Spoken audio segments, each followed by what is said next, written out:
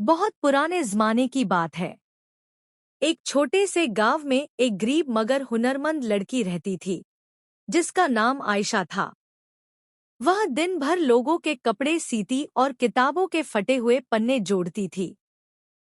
लेकिन उसके दिल में हमेशा एक सपना छुपा रहता। वह सपना कि एक दिन वह अपनी कहानियों की राजकुमारी को कागज पर इतनी मोहब्बत से तराशेगी कि वह हकीकत बन जाएगी। आयशा को कागज से खेलने का खास शौक था। वह कागज की नावें बनाती, पंछी गढ़ती और फूल बनाती। लेकिन उसका सबसे बड़ा शाकार वह दिन था जब उसने कई दिन और रातें जागकर एक नाजुक और खूबसूरत राजकुमारी की मूर्ति बनाई। राजकुमारी के बाल कागज की बारीक कतरनों से बने थे, उसका लिबास फूलों की तरह लहराता था और उसका ताज चमकते हुए सुनहरे रंग के वर्क से तैयार किया गया था। आयशा ने उस राजकुमारी का नाम रखा महागुल, कागज की राजकुमारी। एक रात, जब चांद पूरे शबाब पर था और हवाएं नरम सुर में गुनगुना रही थी, आयशा ने अपनी कागज की राजकुमारी को खिड़की पर रखा और दुआ की, काश तुम जिंदा हो जाओ और मेरी सबसे अच्छी दोस्त बन जाओ। अचानक एक सुनहरी रोशनी खिड़की से अंदर आई और कागज की राजकुमारी के जिस्म पर छा गई। अगले ही पल वह हिलने लगी, उसकी आंखों में चमक आ गई और वह हकीकत में जिंदा हो गई।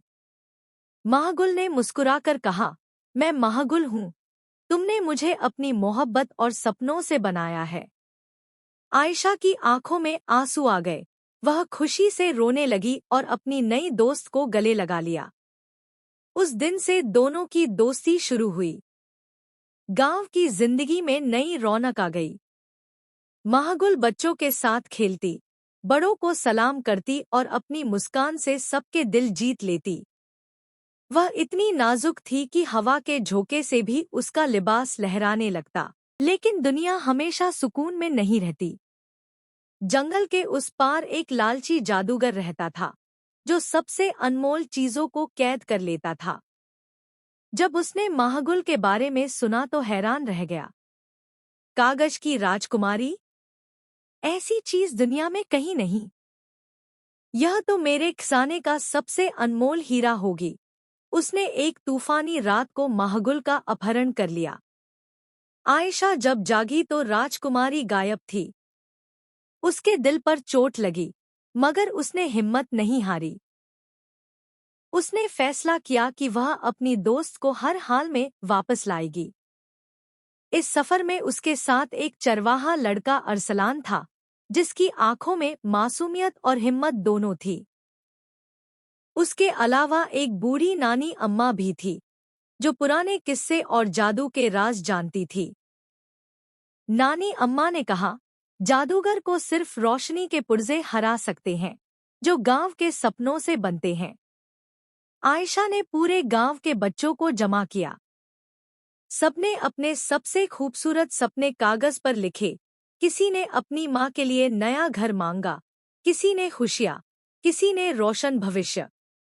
इन सब सपनों को जोड़कर एक परों वाला रोशनी का पुर्जा बना, जो अंधेरों को काटने की ताकत रखता था। आयशा और अरसलान सफर पर निकले। जंगल अंधेरों से भरा था, हवा में जादूगर की सरगोशियाँ थी, मगर दोनों नहीं डरे। किले में पहुंचने पर जादूगर ने उनके सामने एक विशालकाय कागजी अजगर खड़ा कर दिया, जो आग की तरह दहाड़ता और हर चीज को फाड़ डालता। आयशा ने दिल मजबूत किया और रोशनी का पुर्जा आसमान की तरफ उछाल दिया। पुर्जा जगमगा उठा और उसकी रोशनी ने अंधेरों को काट डाला। जादूगर की काली ताकतें बिखर गईं और कैदखाना टूट गया। महागुल आजाद हो गई, लेकिन वह बारिश की बूंदों से कमजोर होने लगी। आयशा ने अपने दिल की धड़कन को दुआ में बदलकर कहा, ए रोशनी, मेरी दोस्त को हमेशा जिंदा कर दे। अचानक एक चमकती हुई किरण आसमान से उतरी और महागुल के वजूद को छू गई। उसका कागजी जिस्म गोश्त और हड्डियों में बदल गया। वह अब एक असली राजकुमारी थी, जिसके दिल में इंसानों जैसी धड़कन थी। महगुल ने आयशा को गले लगाया और कहा, तुमने मुझे सपनों से बनाया था और अपनी मोहब्बत से हकीकत दी। मैं तुम्हें कभी नहीं छोड़ूंगी। यूं दोनों ने गांव को जादूगर के अंधेरों से आजाद किया। महगुल गांव की निगाहबान राजकुमारी बन गई और आयशा हमेशा उसकी सबसे बड़ी सखी रही। इस कहानी का सबक यह है कि सपने सिर्फ कागज पर नहीं रहते, अगर दिल से चाहो तो हकीकत बन जाते हैं। दोस्त वही है जो हर मुश्किल में साथ खड़ा हो, और मोहब्बत व दुआ दुनिया का सबसे बड़ा जादू है।